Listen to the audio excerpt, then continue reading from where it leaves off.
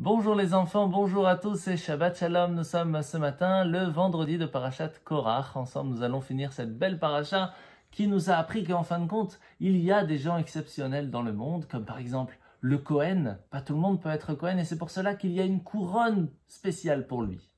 Il y a bien sûr les rois. Les rois aussi ont des couronnes et pas tout le monde peut être roi.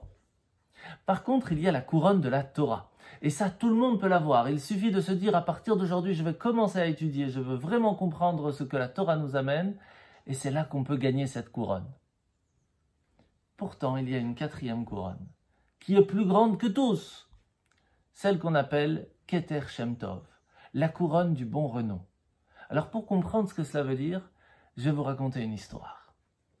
Le rabbi de Lubavitch, alors qu'il venait de recevoir le premier ministre israélien Menachem Begin, avant de partir, il va lui dire « J'ai quelque chose à te demander, un service à te demander.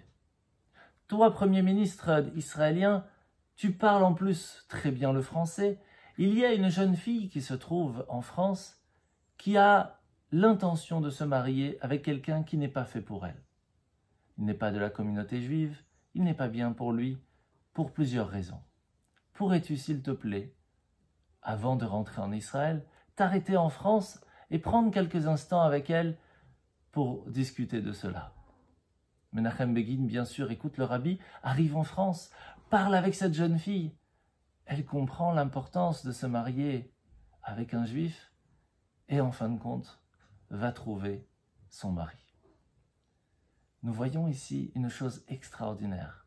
Comment est-ce que le rabbi de Lubavitch faisait attention à ce que chaque petite étincelle divine, chaque petite personne, petite ou grande, sans différence, soit toujours pour lui un diamant, et qu'il fasse attention à chacun d'entre nous.